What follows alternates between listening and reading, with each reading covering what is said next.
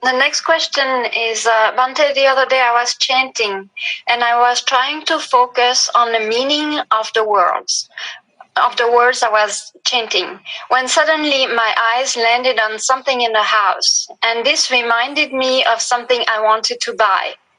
And with this, my mind started to wander, and I had all kinds of mental proliferation, even though I was still chanting. Is that what central desire is? I was glad I was able to see the cause, the eye that landed on the object, which caused a thought to distract me. Or is this actually what I was experiencing? Is it restlessness and worry? Could you please, how could I stop this thing from happening? Yes. You are chanting, you said, you are chanting, you focus the mind on the chanting, and if suddenly you remember something, you are distracted from that particular thing that you remembered, so your mind drifted away from the chanting. And the things that you remember all of a sudden can be something you yourself will know, whether it is something that you like, then greed is arisen in the mind. If something you remember is making you unhappy, I think something unpleasant arisen, that is due to anger or resentment. If you don't know what is going on, at that time your simple mind begin to wander here and there without any aim. Confusion is there. So you know exactly what kind of mental state is arisen that disturb your mind, focus on chanting. At that time you remember what the particular thing is, and then you know it is, whether it is greed, hatred or delusion. When any of these things arise, you become restless. Greed arises, you become restless. Anger arises, you become restless. And confusion arises, you become bewildered, confused. Immediately you must be aware of what kind of mental state is arisen at that time, mind, at that time, to distract your chanting or your focus on chanting.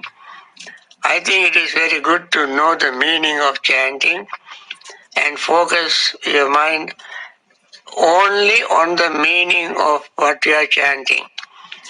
Sometimes when you chant, focus your mind on the meaning. If your voice is very pleasing to yourself, you get carried away with your voice and become enchanted with your own voice. Instead of chanting discourse, you will be enchanted with your own voice. Deluded, what you call greed arises in you. So you should know what that particular mental state is. Unless you give me an example, if you give me an example, I can tell you what kind of mental state might have arisen at that particular time. While you are chanting, if you remember a very juicy cake or good ice cream that you like very much, then I can tell you very clearly, directly, that you are greedy for the tasty thing. And greed arisen in your mind and so on. You got to find out the kind of mental state. Okay, next question. Okay. Bhante, during meditation, I noticed that my mind was jumping from one thought to another. So what shall I do? Should I abandon this thought and take the mind to the meditation object, for example, the breath or bodily sensation? Or should I instead investigate the root of the thought? For example, is it craving? Is it hatred? And then should I contemplate on the three characteristics of existence? Thank you. I see. You can do one of those things that you mentioned.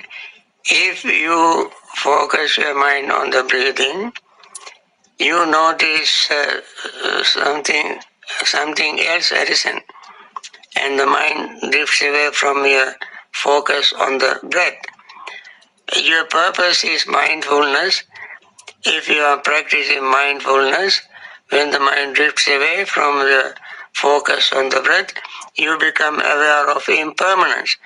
Even attention is not permanent. You are paying attention to your breath, and even the breath is not permanent. The breath is changing always from the beginning to the end, and in between, breath is changing. If the mind goes to another sensation of the body, notice even that sensation is impermanent, changing.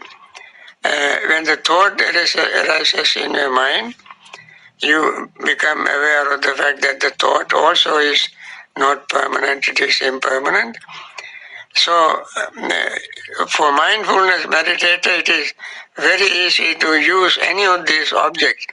Whatever arises in the mind can be used as an object of your meditation to know impermanent nature of everything you experience. For one who practices want to gain concentration, also awareness of impermanence is very important. That is why we say there is no concentration without wisdom, no wisdom without concentration,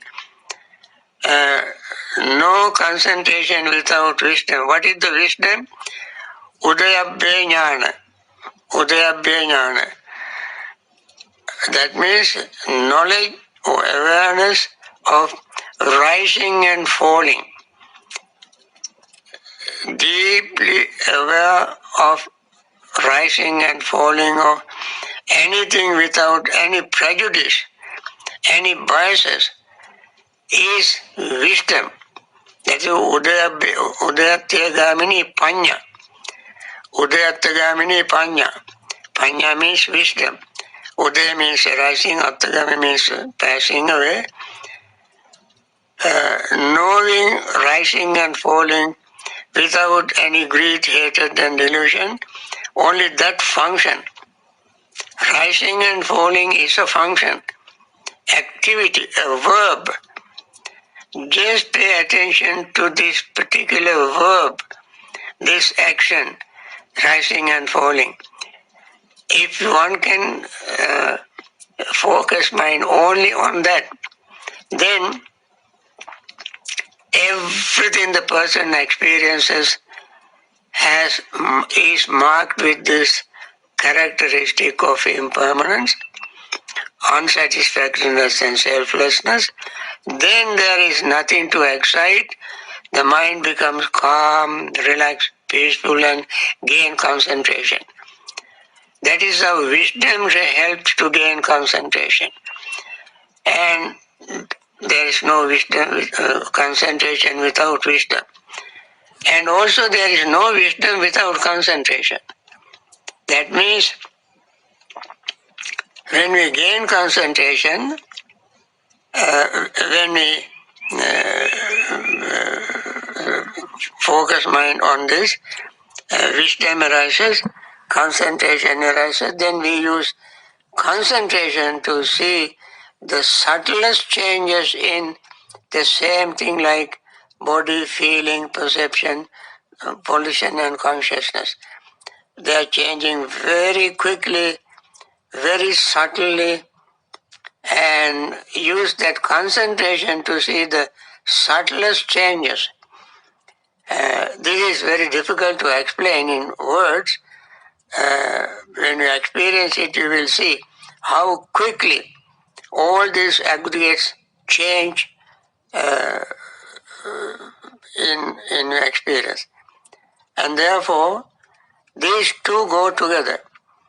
Mindfulness and concentration, not practicing separately in the Buddhist meditation tradition. If you want to gain concentration without gaining wisdom, you just forget about impermanence, unsatisfactoriness, and selflessness. Focus your mind only on one thing, forgetting everything else until hindrances fades away. Then you gain concentration called jhana, and then you can use that jhanic concentration even more skillfully to develop your insight, vipassana. So the concentration meditator has these two options. One is staying with concentration until one gains jhana, and then use that jhana to develop wisdom, vipassana. Or if somebody wants to practice vipassana first, from the very beginning of your meditation, you must train the mind to see impermanence, unsatisfactoriness, and selflessness of five aggregates. And then you gain concentration as well as insight, wisdom. Okay?